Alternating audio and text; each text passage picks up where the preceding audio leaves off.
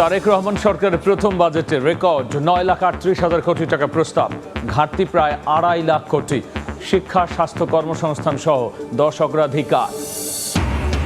বিভিন্ন সীমান্ত দিয়ে বিএসএফ এর পুশিনের চেষ্টা, 26 জেলায় কঠোর অবস্থানে বিজিবি, দিনরাত পাহারায় স্থানীয়রাও, টহল নজরদারি জোরদার। বাসায় গ্যাস লিকেজ থেকে ফের ভয়াবহ বিস্ফোরণ, নারায়ণগঞ্জের মদনপুরে একই পরিবারের 4 সদস্য সহ দগ্ধ 5 জন, পুড়ে গেছে শরীরের 8 থেকে 90%। বার্ন ইনস্টিটিউটে ভর্তি।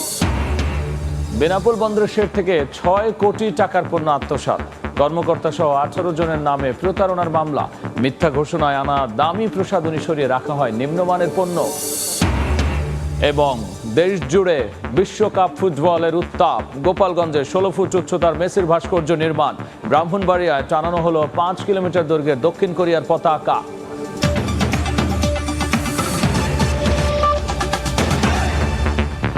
বাংলার সময় সঙ্গে আছি আমি গোলাম রাব্বি। শুরুতেই বাজেটের খবর।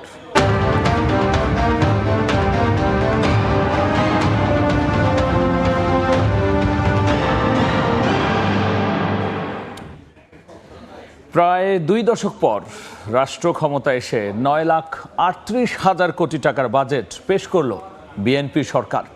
প্রস্তাবিত বাজেটে অগ্রাধিকারে সামাজিক সুরক্ষা, শিক্ষা, অর্থনীতির স্থিতিশীলতা সহ 10টি খাত, রাজস্ব লক্ষ্য 6,95,000 কোটি টাকা। বাজেটের প্রায় 2.5 লাখ কোটি টাকার ঘাটতি পূরণে এবারও ব্যাংক আর বিদেশি ঋণ নির্ভরতা থাকছে। জিডিপির প্রবৃদ্ধি 6.5% আর মূল্যস্ফীতিকে 7.5 ভাগে নামিয়ে আনা লক্ষ্য সরকারের।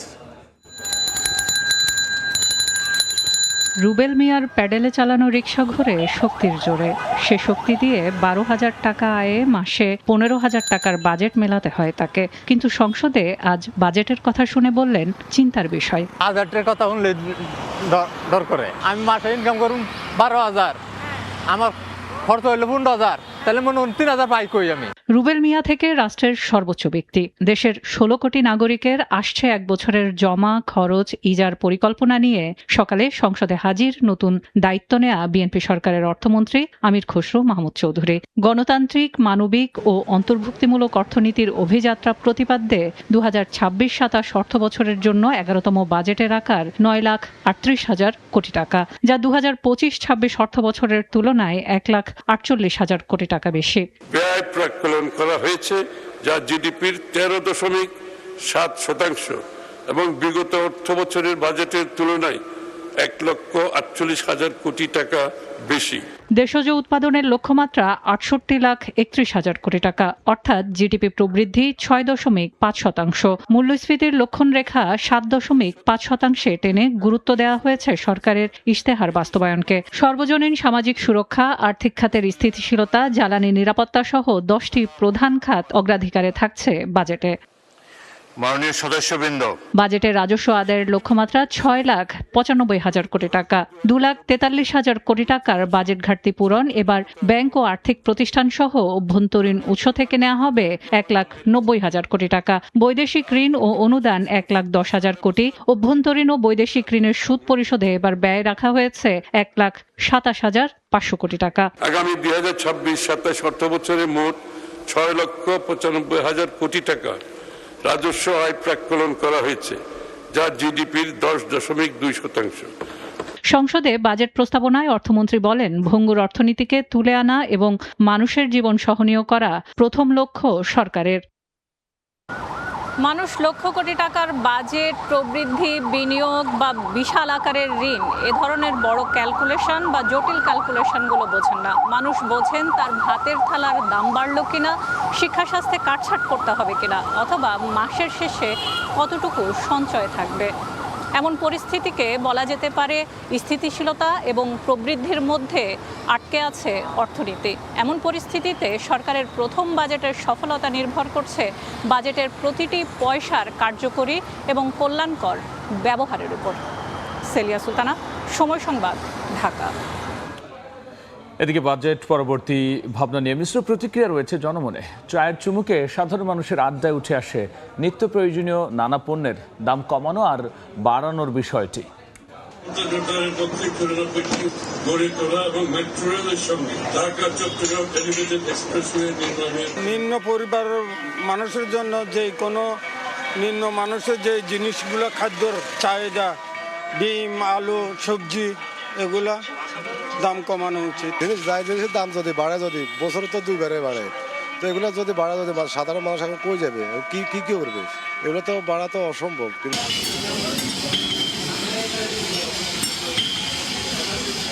নিম্ন স্তর এবং মধ্যস্তর যে পরিবারগুলো আছে, এই পরিবারদেরকে ভালোভাবে বাঁচতে হলে তাই নিত্য পণ্যের মূল্য নাগালের মধ্যে নিয়ে আসতে হবে। যে 60 বছরের পরে যারা আছে ট্রেনে ভাড়া লাগবে না, আমরা চাচ্ছি যে 50-এর পরে যারা আছে এই সমস্ত লোকগুলা ট্রেনে ফ্রি করে দেয়। দ্রব্যমূল্যের দামটা কমানো দরকার ছিল, যে কমলে আমরা ভালোভাবে চলতে পারবো, ভালোভাবে থাকতে পারবো। বিদ্যুৎ দামটা যদি কমায়। একটা মুরগি আশা করে নিতে পারতেছে না, গরুর মাংসটা খেতে পারতেই আছে না, কারণ বাজেট এমন দিন দিন বাড়তেছে। এই বাড়ার কারণে মানুষ খুব নির্মূল হয়ে যাচ্ছে। আগামী অর্থবছরের প্রস্তাবিত বাজেটের বিভিন্ন দিক নিয়ে এবার আলোচনার জন্য আমাদের সঙ্গে যুক্ত হয়েছেন Bangladesh Institute of International Strategic Studies বিসের গবেষণা পরিচালক ডক্টর মাহফুজ কবির। জনাব মাহফুজ কবির, আপনাকে স্বাগত আমাদের স্টুডিওতে। আপনি নিশ্চয়ই বাজেট ঘোষণার পর থেকেই বাজেটের দিকে দৃষ্টি দিয়েছেন এবং দেখেছেন যে বিশেষভাবে এবারের বাজেটে গ্রামীণ অর্থনীতি বা পল্লী উন্নয়নকে কিন্তু স্পেশালি বিশেষভাবে গুরুত্ব দেওয়া হয়েছে। আপনার বিশ্লেষণ কি বলে? এখানে আমাদের যে মন্ত্রণালয় রয়েছে, স্থানীয় সরকার বিভাগ এবং যে পল্লী উন্নয়ন সমবায় বিভাগ, এই সব মিলিয়ে প্রায় 45,000 কোটি টাকার মতো একটা বরাদ্দ আছে। কিন্তু এটা হচ্ছে যে মানে আনুষ্ঠানিক বা প্রশাসনিক যে বরাদ্দ সেটি, কিন্তু মূল যে বিষয়টা সেটা হচ্ছে যে গ্রামীণ অর্থনীতির কিন্তু কৃষিকেন্দ্রিক।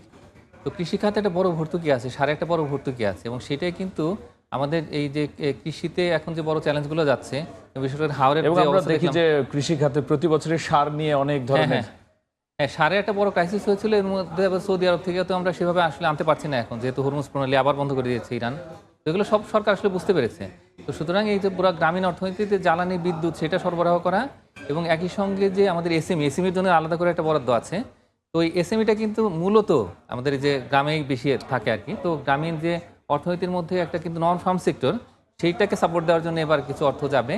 আর এর পাশাপাশি আমাদের যে এই কৃষিভিত্তিক শিল্প, তো সেগুলোকে আরেকটুখানি চাঙ্গা করার জন্য কিন্তু এখন এই যে বিশেষ করে ইনপুট সোর্সিং ওই জায়গাগুলোতে কিন্তু এবার একটু গুরুত্ব দেওয়া হয়েছে। সেখানে একই সাথে আমরা যদি একটু এডিপির দিকে তাকাই, বার্ষিক উন্নয়ন কর্মসূচি, সেক্ষেত্রেও কৃষি ও পল্লী উন্নয়নে গুরুত্ব দেওয়া হয়েছে। হ্যাঁ, এবং এই বার্ষিক উন্নয়ন কর্মসূচি যদি একটু খেয়াল করেন দেখবেন যে মেগা প্রজেক্ট কিন্তু এবার সেরকম নেই। হ্যাঁ, কিছু বলা আছে যে এই পদ্মা ব্রাজ সেটা করা হবে, বা এই যে ভোলা যে সেতু সেটার কথাবার্তা আছে, দ্বিতীয় পদ্মা সেতু, কিন্তু এগুলো আছে, পরিকল্পনায় আছে, কিন্তু এইবারকার বাজেটে কিন্তু সেভাবে আমরা করিনি। সুতরাং এখন আমাদের large majority of the ADP ওইটা কিন্তু আমাদের এই যে গ্রামে চলে যাবে। তো সুতরাং আমরা দেখতে পাচ্ছি যে শুধুমাত্র মিনিস্ট্রি নয়, বরং বিভিন্ন রকমের যে মন্ত্রণালয় তাদের এই বরাদ্দের অর্থটা আসলে গ্রামে যাবে, এবং আমাদের কৃষি খাতটা একটা বড় খাত আমাদের।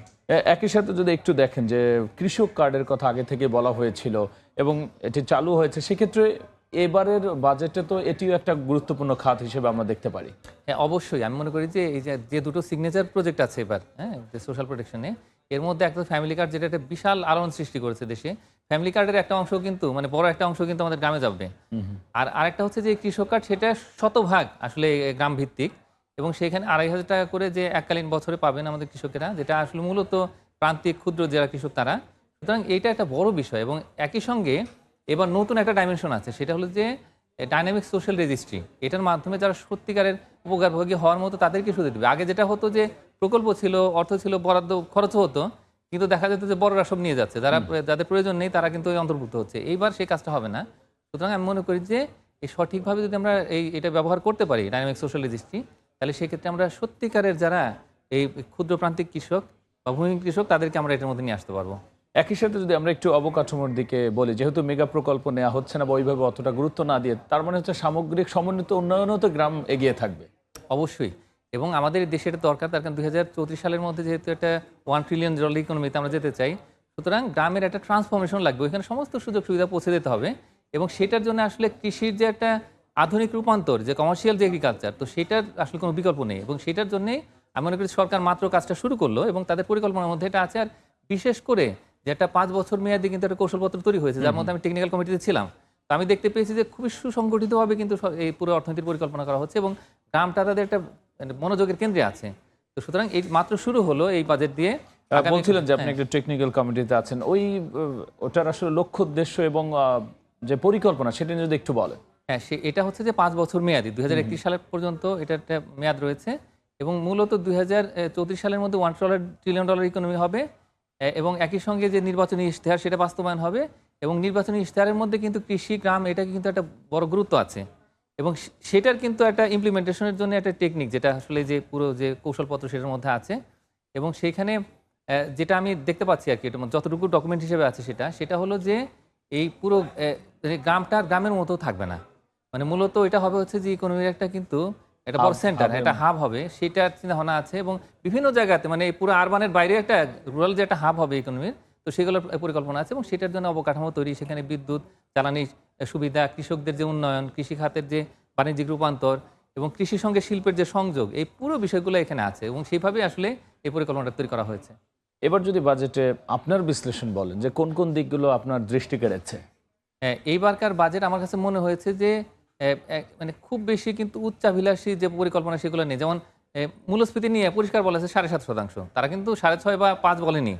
হ্যাঁ, সেটা আবার এই লং টার্ম যেটা স্ট্র্যাটেজিক প্ল্যান ডকুমেন্ট সেটার মধ্যে আছে যে 2031 সালের মধ্যে 5.5 নিয়ে আসবে। তো এটা একটা বিষয়। প্রবৃদ্ধির একটা বিশাল যে তারা একটা টার্গেট ফুলফিল করবে বিষয়টা এরকমও বলেনি, তারা বলছে যে লং টার্মে করবে। হ্যাঁ, তো এটা আছে, তো একটা খুবই রিয়েলিস্টিক প্ল্যান আছে। আর অ্যাট দ্য সেম টাইম তারা যে অনেকগুলো প্রকল্প হাতে নিয়েছে, আমার ধারণা ছিল যে এটা বোধহয় এই 9,38,000 কোটি টাকা দিয়ে হবে না, এটা 10 লাখ কোটি টাকা ছাড়িয়ে যাবে, কিন্তু তারা ওয়েল ম্যানেজ করেছে আর কি এটা। এবং সামাজিক নিরাপত্তা যে কর্মসূচি সেটারও একটা বড় ফোকাস কিন্তু আমাদের রুরাল এরিয়া এবং 85% আসলে রুরাল এরিয়াতে যায়। তো এখানে যে 1,44,000 কোটি টাকার একটু বেশি এখানে বরাদ্দ করা হয়েছে, আমি মনে করি যে এটা যেমন ফ্যামিলি কার্ড এবং এই যে মানে কৃষক কার্ড যেটি, তো সেটা সহ অন্যান্য আরও বেশ কিছু প্রকল্প আছে এবং সেখানে স্মার্ট করার একটা উদ্দেশ্য আছে এটাকে একদম প্রকৃত উপকারভোগী দেওয়া। এবং কয়েকটা জায়গাতে বলা আছে যেমন প্রতিবন্ধী, তারপরে মা ও শিশু, এগুলোর জন্য কিন্তু আবার এই যে অন্যান্য জায়গাতে ভাতা সম্প্রসারণ হচ্ছে, এটা যেমন একটা দিক। Macro economic stability, investment, poverty reduction, হ্যাঁ, জব ক্রিয়েশন, এগুলোর দিকে একটা বিশেষ গুরুত্ব হচ্ছে। একটা বড় আমি মনে করি যেটা দিক সেটা হলো যে এবার কিন্তু বলা হচ্ছে যে এই যে স্মার্ট ইকোনমির দিকে যে ট্রান্সফরমেশনের জন্য আইডিয়া বেসড যেটা ক্রিয়েটিভ ইকোনমি, সেটা এখন জোরদার করা হচ্ছে। আমি মনে করি যে এটা একটা মানে ইয়র জেনারেশন তাদেরকে আর এনকারেজ করবে ফর ইকোনমিক ট্রান্সফরমেশন। সেক্ষেত্রে ক্রিয়েটিভ ইকোনমির দিকগুলো যদি একটু বিস্তারিত বলেন, যে ইয়াং জেনারেশনের সাথে যে ক্রিয়েটিভ ইকোনমির যে সম্পৃক্ততা এবং এটিতে জোর দেওয়া হয়েছে, তাতে অর্থনীতিতে কিভাবে প্রভাব পড়বে? এই মুহূর্তে আমাদের বিশেষ করে সরকারের যেটা বড় উদ্দেশ্য সেটা হলো যে আগামী 5 বছরে 1 কোটি নতুন কর্মসংস্থান তৈরি করা। এখন এটা করতে গেলে তো ট্রেডিশনাল যে মিনস আমাদের যে ইন্ডাস্ট্রিয়াল এবং যে অন্যান্য সার্ভিস সেক্টর, এগুলোর মাধ্যমে তো আমরা এইভাবে করতে পারবো না। কারণ কী করতে হবে, এই যে একটা শিক্ষিত তরুণ তাদের যে আইডিয়াগুলো আছে সেগুলো ফাইন্যান্স করতে হবে। বাংলাদেশে এটা হয় না, কিন্তু পৃথিবীর বিভিন্ন দেশে, উন্নত দেশগুলোতে নতুন নতুন ধারণা নিয়ে এলেই কিন্তু সেটা ফাইন্যান্স করা হয়। তো আমার মনে হয় যে সেই ধরনের একটা হাব তৈরি করার জন্য চিন্তা ভাবনা করা হচ্ছে। তারপর আইটি এনেবল সেক্টর যারা আউটসোর্সিংয়ের কাজ করে, তো তারা মানে ফ্রিল্যান্সার, তো তাদেরকে এনকারেজ করা, তারপর টেকনিক্যাল ট্রেনিং দেওয়া এবং নতুন নতুন ধরনের অভিনব যে সমস্ত আইডিয়াগুলো আছে তো সেগুলোকে ফাইন্যান্স করে সেগুলোকে ভায়াবল এন্টারপ্রাইজ করা, এটা হচ্ছে উদ্দেশ্য। এবং তার জন্য কিন্তু আমাদের একটা স্টার্ট আপ, তারপরে একই সঙ্গে যে এখানে কিন্তু ফান্ড তৈরি করা হচ্ছে। তো এগুলো করে যদিও ফান্ডের আকার বড় নয়, কিন্তু এটা গুড স্টার্ট। আমি বলবো যে এখানে যদি ওই তরুণ উদ্যোক্তারা নিয়ে আসেন, মানে আইডিয়া নিয়ে আসেন, তাহলে তারা তো ব্যাংকে গিয়ে টাকা পান না, তাদের সেখানে ব্যালেন্স শিট নেই, তাদের অডিট রিপোর্ট নেই, হ্যাঁ, কিন্তু তাদের তো ভালো ভালো ধারণা আছে। ওই ধারণাটার উপরে ভিত্তি করেই দেশের অর্থনীতিতে গতি সঞ্চার করা এবং নতুন নতুন কর্মসংস্থান তৈরি করা, তো সেইটাই হচ্ছে মূল উদ্দেশ্য আসলে এই ক্রিয়েটিভ ইকোনমি। এবং সেটা আমি মনে করি যে এইটাকে যদি আমরা ঠিক মতো করতে পারি, বিশেষ করে মাননীয় প্রধানমন্ত্রী তিনি কিন্তু বিশেষ গুরুত্ব দিচ্ছেন এটাতে। তো এবং একই সঙ্গে আইসিটি মিনিস্ট্রি বা মিনিস্ট্রি অফ ইয়ুথ, হ্যাঁ, তো এরা যদি একসঙ্গে করে বা এটার বিজ্ঞান প্রযুক্তি মন্ত্রণালয়, তো তারা একসঙ্গে এলে আমি মনে করি যে এই পুরো যে ক্রিয়েটিভ ইকোনমির যে কনসেপ্ট সেটাকে একটা ভালোভাবে ইমপ্লিমেন্ট করে আমি আগামী 5 থেকে 7 বছরের মধ্যে দেশের একটা কোয়ালিটেটিভ ট্রান্সফরমেশন সম্ভব। এবং তার মধ্যে ইয়ো জেনারেশন আমরা যদি একটু বলি যে গ্রামীণ এবং শহরের অর্থনীতির যে সবসময় পার্থক্যটা থাকে, এবার যেহেতু মেগা প্রকল্পের জোর দেওয়া হয়নি, সেক্ষেত্রে গ্রামীণ অবকাঠামো, যোগাযোগ এবং ছোট ছোট যে কাঠামোগুলো সেগুলোতে তো জোর দেওয়া হয়েছে এবার জোর দেওয়া হয়েছে এবং একদম প্রত্যন্ত অঞ্চল পর্যন্ত এই ছোট ছোট যে অবকাঠামো, যোগাযোগ, তো সেগুলোর উপরে কিন্তু একটা বড় নজর আছে। এবং আপনি খেয়াল করলে দেখবেন যে এখানে কিন্তু আমাদের যে পরিবহন যোগাযোগ খাত, সেখানে কিন্তু একটা বড় বাজেট আছে। তো এখন এগুলো ইমপ্লিমেন্ট যদি আমরা ঠিকমতো করতে পারি, হ্যাঁ, তাহলে সেই ক্ষেত্রে যোগাযোগের ক্ষেত্রে কিন্তু বিশেষ করে একদম প্রত্যন্ত অঞ্চলের মানুষের অনেক কষ্ট হয়, চর হাওর আছে, তো সেখানে কিন্তু আমরা যেতে পারি না। এখন এগুলো যদি করতে পারি, আমি মনে করি যে কৃষির সঙ্গে শিল্পের বা গ্রামের সঙ্গে শহরের যে যোগাযোগ আরও বাড়বে। দেশের অর্থনীতিতে কিন্তু এক ধরনের মানে যে বৈষম্যের বিরুদ্ধে আমরা লড়াই করেছি, আমরা কিন্তু বৈষম্যটাকে দূর করতে পারবো। তো আমি মনে করি যে এই জায়গাতে আসলে এখন ইমপ্লিমেন্টেশনটা ভালো করে করতে হবে। তো তাহলে সেক্ষেত্রে আমি মনে করি যে এই জায়গাগুলোতে অনেক আপনি কি ইমপ্লিমেন্টেশনে কোনো বাধা দেখেন? হ্যাঁ, আমাদের তো একটা অভ্যাস হয়ে গেছে যে ইমপ্লিমেন্টেশনের মানে হচ্ছে যে শেষের 3 মাস, অর্থবছরের শেষের 3 মাসে কিছু করি আর না করি, এরকম কোনো জোরদার পরিকল্পনা থাকে না, পরে দেখা যায় যে অনেক বেশি। না কিছু করি আর না করি, আমরা বিলটা রিলিজ করে নেই এবং তখন অনেকে হরিলুট করে থাকেন বলে আমরা শুনতে পাই। তো সেই জায়গাটা হচ্ছে আমাদের সবচেয়ে বড় স্টাম্বলিং ব্লক, সবচেয়ে বড় বাধা এখানে। তো ওই জায়গাটা যদি অ্যাড্রেস করতে পারি, সারা বছর ধরে যদি পরিকল্পনা অনুযায়ী এই প্রকল্পগুলো বাস্তবায়ন করতে পারি, আমি মনে করি যে আমরা এই যে দুষ্ট চক্র সেখান থেকে বের হয়ে আসতে পারবো। এছাড়াও কি স্পেশালি আপনার বিশ্লেষণে এমন কিছু বলবেন যে এই বাজেটের চ্যালেঞ্জ কোন কোন জায়গাটায়? রেভিনিউ মোবিলাইজেশন, হ্যাঁ, বিশেষ করে যে এখন যে টার্গেটটা দেওয়া হয়েছে 6,95,000 কোটি টাকার, তো এটার জন্য আমাদের এই এনবিআর এর ফুল অটোমেশন দরকার। এখন সরকার যেটা বলছে যে তাদের যে বাইফার্কেশন হয়েছে, যে এখানে একটা কর প্রশাসন এবং কর নীতি দুইটা, ওইটাকে নিয়ে সামনে যাবে, কিন্তু ফুল অটোমেশন যদি আমরা না করি তাহলে সেক্ষেত্রে এখন এই স্বেচ্ছামূলক ক্ষমতা দিয়ে মানে কর্মকর্তাদের কেউ হয়তো অসাধু কর্মকর্তা আছেন, তো তারা কি করেন নিজেদের পকেট ভারী করেন। তো ওইটা আমরা দেখতে চাই না, আগের সংস্কৃতি আর ফেরত আসতে চাই না। তো এখন আমাদের অটোমেশনটা লাগবে, সেটার জন্য সবশেষ যদি বাজেটের ইতিবাচক দিকগুলো দিয়ে আমরা আলোচনাটা শেষ করি। ইতিবাচক দিকের মানে এইখানে কর অনেক জায়গাতে কমানো হয়েছে, 60টা নিত্য পণ্য, তো সেখানে কিন্তু এখন আর কর সেভাবে থাকবে না।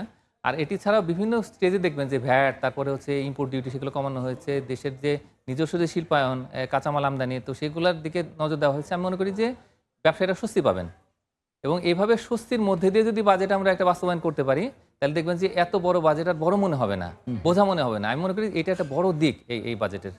ডক্টর মাহফুজ কবির, অসংখ্য ধন্যবাদ আলোচনায় যুক্ত হওয়ার জন্য। ধন্যবাদ। আমরা কথা বলছিলাম Bangladesh Institute of International Strategic বিসের গবেষণা পরিচালক ডক্টর মাহফুজ কবিরের সঙ্গে আমরা আজকের বাজেট ঘোষণার বিস্তারিত নিয়ে আসলে আলোচনা করেছিলাম। বিশেষত আমরা আলোচনা করেছিলাম গ্রামীণ এবং শহরের যে অর্থনীতির যে এবং বিশেষ করে গ্রামীণ এবং ছোট কাঠামোতে যে গুরুত্ব দেওয়া হয়েছে সেটির বিষয়। সীমান্তে বিজিবির কঠোর অবস্থানে ভারতের একের পর এক পুশিন চেষ্টা ব্যর্থ হচ্ছে। কাঁচাতারের বেড়া ঘেঁষে বাড়ানো হয়েছে কড়া নজরদারিও। দিনরাত চলছে মাইকিং। অনুপ্রবেশ ঠেকাতে সতর্ক পাহারায় আছেন স্থানীয়রাও। হুঁশিয়ার, সাবধান, পুশ ইন বা অবৈধ অনুপ্রবেশ রোধে বিজিবি সর্বদা সতর্ক অবস্থানে রয়েছে। বিএসএফকে মাইকিং করে বিজিবির সতর্ক বার্তা। পুশিন ঠেকাতে সীমান্তে রাত দিন কঠোর নজরদারি তাদের। কয়েকদিনের টানা উত্তেজনার পর বৃহস্পতিবার অনেকটা স্বাভাবিক ছিল সীমান্ত পরিস্থিতি। ভারতীয়দের বাংলাদেশে ঠেলে পাঠানোর কোনো ঘটনা ঘটেনি। সীমান্তে বিজিবির পাশাপাশি অবস্থান নিয়েছেন স্থানীয়রাও। এখানে যেন পুশিং না হয়, এই জন্য আমরা রাত্রে একটু কিবা করে থাকি আর কি। ইন্ডিয়ার পুশিং এর জন্য বিজিবি ভালোভাবে ডিউটি করতেছে। আমরা সর্বদা তাদের সাথে আছি 24 ঘন্টা। আমরা এলাকার লোক তাদেরকে সহযোগিতা করতেছি, যে কোনো দেখলে বিজিবিদেরকে বলতেছি। সীমান্তে বিএসএফ পুশিং করার অপচেষ্টা করছে, সেটা আমরা প্রতিহত করার চেষ্টা করছি।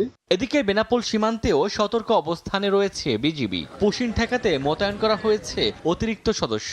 তার কাটা ভিতর থেকে গেট খুলে দিয়েছিল, তারপর বিজিবি অথবা পাবলিক থেকে এটা রুখে দিয়েছিল। রুখে দেওয়ার পরে তারা ওইটা ব্যাগ নিয়ে গেছে। এদিকে জামালপুরে বুধবার একজনকে পুশিংয়ের ঘটনায় বিজিবি ও বিএসএফ এর বাগবিতণ্ডার পর যষ্টিচন্দ্র বর্মন নামে ওই ব্যক্তিকে বক্সিগঞ্জ থানায় হস্তান্তর করে বিজিবি।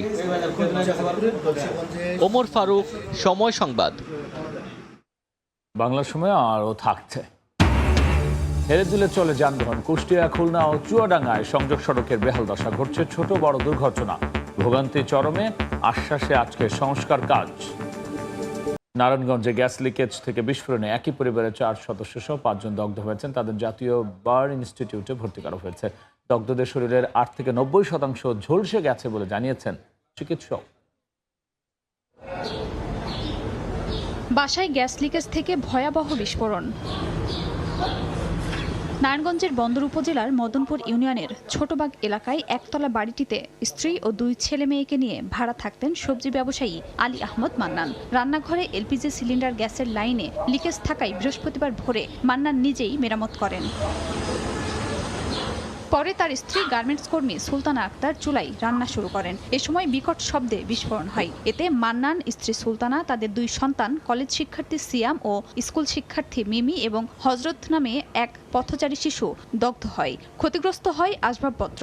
গুরুতর অবস্থায় দগ্ধদের উদ্ধার করে রাজধানীর জাতীয় বার্ন ও প্লাস্টিক সার্জারি ইনস্টিটিউটে ভর্তি করা হয়। অনেক বড় একটা ভাস্ট হইলো।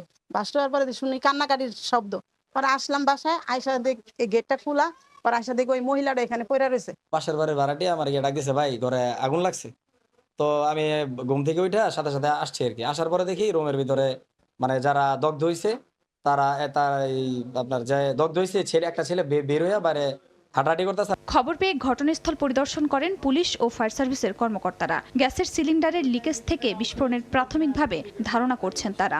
গ্যাস সিলিন্ডার থেকে গ্যাস লিকেজ হয়ে রান্নাঘর এবং বেডরুমের মধ্যে আবদ্ধ অবস্থায় ছিল। যখনই ওই বাসার লোকজন রান্না করার জন্য চুলায় আগুন দিতে গেছে, তখন একসাথে আকস্মিক গ্যাস বিস্ফোরণ হয়ে এই অগ্নি দুর্ঘটনা বা এই দগ্ধ ঘটনাগুলো ঘটে। দগ্ধদের শরীরের 8 থেকে 90% ঝলসে গেছে বলে জানিয়েছেন চিকিৎসক। নারায়ণগঞ্জ থেকে আমাদের এখানে 5 জন রোগী এসেছে। 4 জন একই পরিবারের। ওনাদের 4 জনেরই আসলে শ্বাসনালী পুড়েছে এবং একজনের সর্বোচ্চ 90% বার্ন আছে এবং সর্বনিম্ন একজনের 30%। তো আমরা 4 জনকে আশঙ্কাজনকভাবে চিকিৎসা চলমান রেখেছি। গত 10 ও 11 মে ফতুল্লায় 2টি এবং 13 মে সোনারগাঁয়ে একটি ক্যান্টিনে গ্যাসের লিকেজ থেকে বিস্ফোরণে 21 জন দগ্ধ হন, মারা যান অন্তত 11 জন। সময় সংবাদ, নারায়ণগঞ্জ। বেনাপোল স্থলবন্দরের শেড থেকে প্রায় 6 কোটি টাকা মূল্যের জব্দকৃত ভারতীয় পণ্য আত্মসাতের অভিযোগ উঠেছে। এই ঘটনায় বন্দর কর্মচারী সহ 18 জনের বিরুদ্ধে প্রতারণা মামলা করেছে কাস্টমস। এছাড়াও রাজস্ব ফাঁকি দেওয়ায় 2,32,64,515 টাকা ক্ষতিপূরণ চেয়ে বন্দরকে চিঠি দিয়েছে কাস্টমস। আজিজুল হকের তথ্য, শাওন হোসেনের ছবিতে রিপোর্ট। যশোরের আমদানিকারক প্রতিষ্ঠান সাফা ইমপেক্স গত 12 মার্চ ব্রেকিং পাউডার ঘোষণা দিয়ে 6 কোটি টাকার 108 কার্টুনে প্রসাধনী সামগ্রী আমদানি করে বন্দরের 37 নম্বর পণ্যগারে রাখে। পরবর্তীতে পণ্য চালানটি বন্দর থেকে পাচারের চেষ্টা করে সিএনএফ এজেন্ট হুদা এন্টারপ্রাইজ। খবর পেয়ে 14 মার্চ পণ্য চালানটির বিরুদ্ধে অভিযোগের সত্যতা মেলায় জব্দ করা হয়। 2 জন শেড ইনচার্জের সহযোগিতায় জব্দ পণ্য চালান পাচার হয়েছে খবরের প্রমাণ পায় কাস্টমস। জব্দকৃত দামি শাড়ি, 3 পিস ও কসমেটিক্স সামগ্রী সরিয়ে ফেলে কার্টুনে নিম্নমানের পণ্য রাখা হয়। বিষয়টি অবগত করার পর বন্দর কর্তৃপক্ষ তদন্ত কমিটি গঠন করে সিসি ক্যামেরা পর্যবেক্ষণের কাজ শুরু করে। বুধবার সন্ধ্যায় এই ঘটনায় অভিযুক্ত বন্দর সিএনএফ প্রতিনিধি সহ 11 জনের নাম উল্লেখ করে ও অজ্ঞাত আরও 7 জনের বিরুদ্ধে বেনাপোল পোর্ট থানায় মামলা করেন বেনাপোল কাস্টমসের সহকারী রাজস্ব কর্মকর্তা আমির মাহমুদ আরিফিন। অভিযুক্তদের বিরুদ্ধে মামলা করার কথা জানিয়েছে বন্দর কর্তৃপক্ষ। এই বিষয়টি আইনের ব্যত্যয় দেখিয়ে কাস্টমস কর্তৃপক্ষ একটি ফৌজদারি মামলা দায়ের করে বেনাপোল পোর্ট থানায়। কাস্টমস হোক, সিএনএফ হোক, বর্ডারম্যান হোক, ইম্পোর্টার্স হোক, যেই হোক না কেন, ইভেন যদি বন্দরের কেউ দায়ী থাকে তার বিরুদ্ধে সর্বোচ্চ বিভাগীয় এবং আইনগত ব্যবস্থা নেওয়া হবে।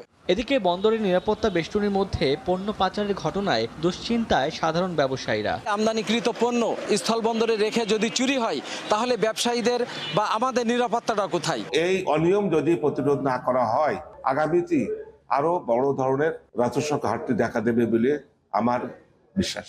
প্রায় 6 কোটি টাকা মূল্যের এসব পণ্য মিথ্যা ঘোষণায় আমদানির মাধ্যমে 2,32,64,515 টাকা রাজস্ব ফাঁকির চেষ্টা করা হচ্ছিল, যার ক্ষতিপূরণ চেয়ে বন্দরকে চিঠি দিয়েছে কাস্টমস। সময় সংবাদ, বেনাপোল। অ্যালটেক অ্যালুমিনিয়াম, গড়ে উঠছে আগামী শহর। বাংলার সময় আরও থাকছে। সাতক্ষীরার আম রাজধানী সহ সারা দেশে পাঠাতে বিড়ম্বনা, কুরিয়ার সার্ভিসে বাড়তি চার্জ আদায়ের অভিযোগ, সিন্ডিকেটকে দুষছেন ব্যবসায়ীরা, ব্যবস্থা নেওয়ার আশ্বাস। দীর্ঘদিনের খানাখন্দে ছোট বড় দুর্ঘটনা হলেও যেন দেখার কেউ নেই। কুষ্টিয়া, খুলনা ও চুয়াডাঙ্গার সংযোগ সড়কে অল্প বৃষ্টিতেই জমে যায় পানি, সৃষ্টি হয় ভোগান্তি। দ্রুত টেন্ডারের মাধ্যমে মহাসড়কের সংস্কার করা হবে বলে জানায় সড়ক বিভাগ। বাবুল হোসেনের ক্যামেরায় SM রাশেদের রিপোর্ট। খানাখন্দে ভরা সড়ক, হেলে দুলে চলছে গাড়ি, মাঝে মধ্যে ঘটছে ছোট বড় দুর্ঘটনা। কুষ্টিয়া খুলনা ও কুষ্টিয়া চুয়াডাঙ্গা মহাসড়কের প্রায় 16 কিলোমিটার এলাকার চিত্র এমনই। পণ্য ও যাত্রীবাহী পরিবহনের চাপ নিত্যদিনের। গুরুত্বপূর্ণ স্থানে ঝুঁকি নিয়ে চলছে যানবাহন, মাঝে মধ্যে ধীরগতি, সৃষ্টি হয় পরিবহন জট। এছাড়া সামান্য বৃষ্টি হলেই রাস্তায় জমে পানি। দ্রুত সড়কটি সংস্কারের দাবি স্থানীয়দের। আমাদের মতন ড্রাইভাররা অনেক দুর্ঘটনার শিকার হচ্ছে, অনেক গাড়ি ভেঙে চুরে পড়ে থাকে রাস্তায়। রাস্তাটা অনেক ভাঙা, জ্যামজট হয়, অনেক বৃষ্টি হলে পানি বেঁধে যায়, হাঁটু পানি বেঁধে যায়। দ্রুত টেন্ডারের মাধ্যমে মহাসড়কের সংস্কার কাজ করা হবে বলে জানায় সড়ক বিভাগ। 5 বছরের অধিককাল আগে স্থায়ী মেরামত করা হয়েছিল, যে কারণে আমরা মেইনটেনেন্স করে ধরে রাখছিলাম। আবার PMP প্রোগ্রাম থেকে টেন্ডার হওয়ার কারণে এখন আমরা কাজ করছি এবং কাজটা সুন্দরভাবে হচ্ছে।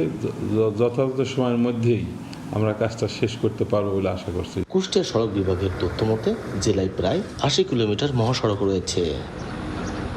SM রাশেদ, সময় সংবাদ, কুষ্টিয়া। যশোরের চাঁদাবাজির প্রতিবাদ করায় সন্ত্রাসীদের হামলায় যুবক নিহত হয়েছেন।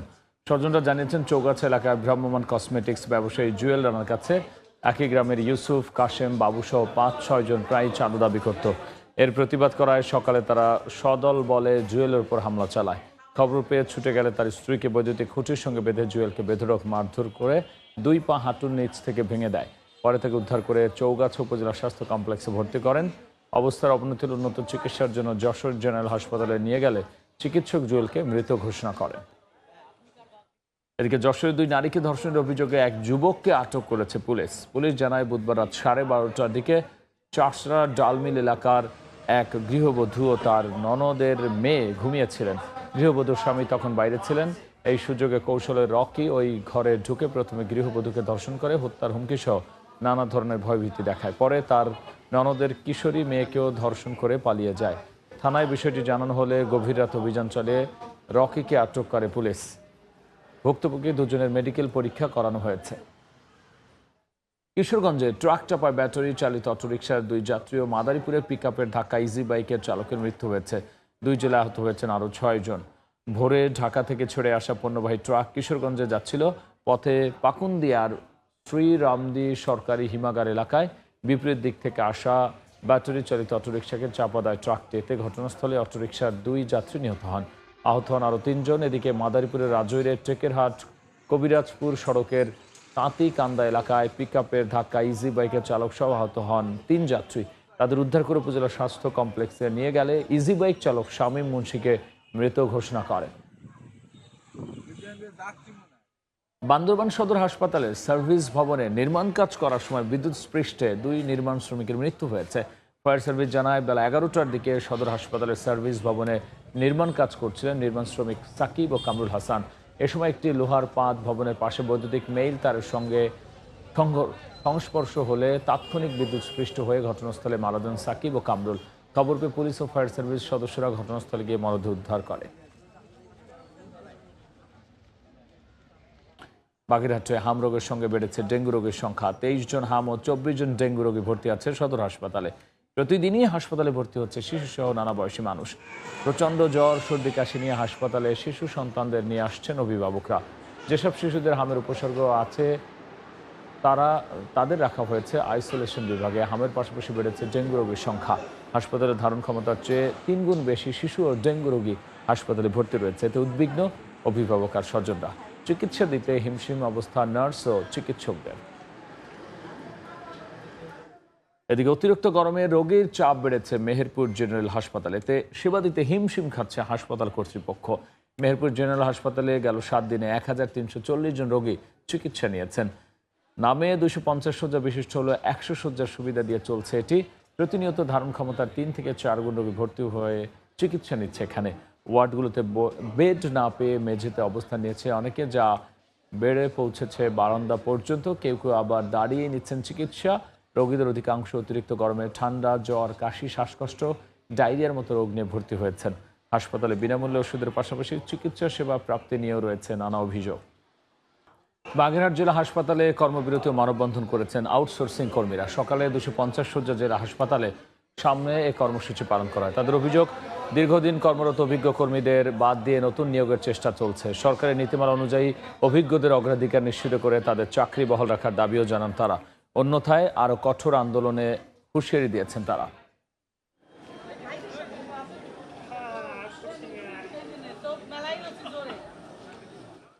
সাতক্ষীরার আমের চাহিদা রয়েছে রাজধানী সহ সারা দেশে। মৌসুমি এই ফল কুরিয়ারে পাঠাতে বাড়তি টাকা হাতিয়ে নেওয়ার অভিযোগ উঠেছে একাধিক কোম্পানির বিরুদ্ধে। এতে হয়রানির পাশাপাশি ন্যায্য মূল্য থেকে বঞ্চিত হচ্ছেন আম ব্যবসায়ীরা। তবে সমস্যার সমাধানে ব্যবস্থা নেওয়ার কথা দিয়েছেন জেলা প্রশাসক। সাগর হোসেনের ছবি নিয়ে মমতাজ আহমেদ বাপির তথ্য নিয়ে দেখব বিস্তারিত। গুণে মানে সেরা ও সুমিষ্ট হওয়ায় দিন দিন জনপ্রিয়তা বাড়ছে সাতক্ষীরার আম। জলবায়ু ও মাটির উর্বরতার জন্য আগেভাগেই পেকে যায় এ জেলার আম। আর এই সুযোগকে কাজে লাগিয়ে পরিবহনের নামে বাড়তি টাকা হাতিয়ে নিচ্ছে কুরিয়ার সার্ভিস কোম্পানিগুলো। দেশের বিভিন্ন প্রান্তে আম পাঠাতে কেজি প্রতি দিতে হয় 13 থেকে 24 টাকা পর্যন্ত। এছাড়াও প্যাকিংয়ের নাম করে চড়া মূল্যে কিনতে বাধ্য করা হয় প্লাস্টিকের বস্তা। প্রতি কেজি আম 20 থেকে 25 টাকা কেজি কুরিয়ারে নিচ্ছে। যদি সরকার কমায় দেয় তাহলে কৃষকরাও একটু দাম বেশি পাবে। কুরিয়ারেই নিয়ে নেয় 15-20 টাকা, তাহলে আমরা কিভাবে ব্যবসা করব? ঢাকার ভিতরে 13 টাকা এবং ঢাকার বাইরে অন্য জেলায় 16 টাকা। এটা গত বছর ছিল, এবছর তাই আছে। সচেতন মহল বলছে, দ্রুত পদক্ষেপ নেওয়া না গেলে জনপ্রিয়তা হারাতে পারে এ অঞ্চলের আম। আর বাণিজ্যিক গুরুত্ব বিবেচনায় স্বল্প খরচে পোস্ট অফিসের মাধ্যমে আম পরিবহনের ব্যবস্থার কথা জানায় ডাক বিভাগ। আমের প্রতি সরকারের সহানুভূতির দৃষ্টিতে দেখা উচিত। মৌসুমী যে ফল, বিশেষ করে আম, লিচু, এগুলো বাংলাদেশের বিভিন্ন প্রান্তে আমরা পৌঁছায় দিচ্ছি। এক্ষেত্রে আমাদের চার্জটাও খুবই কম। এদিকে কুরিয়ার কোম্পানির সার্ভিসের নামে সিন্ডিকেটকারীদের বিরুদ্ধে ব্যবস্থা নেওয়ার কথা জানান জেলা প্রশাসক। কৃষক প্রতিনিধি, কৃষি বিভাগ এবং যারা এই পরিবহনগুলোর সাথে যুক্ত রয়েছেন তাদের সাথে বসে আমরা এটার একটা যৌক্তিক ভাড়া নির্ধারণ করে দেওয়ার ব্যবস্থা নিব। সাতক্ষীরায় উৎপাদিত আমের বেশিরভাগ দেশের বিভিন্ন জেলায় সরবরাহ ও বিদেশে রপ্তানি করা হয়। সময় সংবাদ, সাতক্ষীরা। বিশ্বকাপের ঢেউ আছড়ে পড়েছে 11,500 কিলোমিটার দূরের পল্লীবিধৌত বাংলাদেশে। ফুটবল বিশ্বকাপকে ঘিরে দেশ জুড়ে তৈরি হয়েছে ফুটবল প্রেমীদের উন্মাদনা। 16 ফুট উচ্চতা লিওনেল মেসির ভাস্কর্য নির্মাণ করে সাড়া ফেলেছে মকসুদপুর উপজেলার বহু গ্রামে। দূর থেকে দেখলে মনে হবে সশরীরে দাঁড়িয়ে আছেন ফুটবলের জাদুকর মেসি। HM মানিকের ক্যামেরায় জয়ন্ত শিরালির রিপোর্ট। পছন্দের দল আর প্রিয় তারকার প্রতি ভালোবাসা প্রকাশের কোনো কমতি রাখছে না ফুটবল প্রেমীরা। এরই ধারাবাহিকতায় গোপালগঞ্জের মুকসুদপুরের বহু গ্রামের আর্জেন্টাইন সমর্থকরা তৈরি করেছেন লিওনেল মেসির 16 ফুট উচ্চতার এক বিশাল ভাস্কর্য। খড়, মাটি আর রঙের নিখুঁত কারুকাজে ফুটিয়ে তোলা হয়েছে চিরচেনা মেসিকে। দীর্ঘ উচ্চতার মেসিকে দেখতে গ্রামবাসীর পাশাপাশি দূর দূরান্ত থেকে ছুটে আসছেন শত শত মানুষ। সেলফি তোলা থেকে শুরু করে দিচ্ছেন প্রিয় দলের স্লোগান। বাঙালি ফুটবল প্রেমীদের এমন বাঁধভাঙা উল্লাস আর অভিনব উদ্যোগ প্রমাণ করে ফুটবল শুধু একটি খেলা নয়, এটি এক পরম আবেগ। 16 ফুটের মেসি যেন সেই আবেগেরই এক জীবন্ত প্রতীক। 1986-এ যখন ম্যারাডোনা বিশ্বকাপ জয় করেন, মূলতভাবে তখনই কিন্তু এই গ্রামটা এই আর্জেন্টিনা ভক্ত হয়ে যায়। ছোটকাল থেকে যে সময় খেলা বুঝি আমরা, সেই সময় থেকে লিওনেল মেসিকে ভালোবাসি, আর্জেন্টিনা দলকে ভালোবাসি। ছোট থাকতে থেকেই তার খেলা আমরা পছন্দ করি, তাই এবারও কাপ নেক সেই আশাবাদ আমরা ব্যক্ত করি। দূর দূরান্ত থেকে প্রতিদিন বিকালেই আমাদের অনেকেই দেখতে আসে, এটা আমাদের খুব ভালো লাগে দেখে। ভাস্কর্যটি তৈরিতে ব্যয় হয়েছে 1 লাখ টাকা।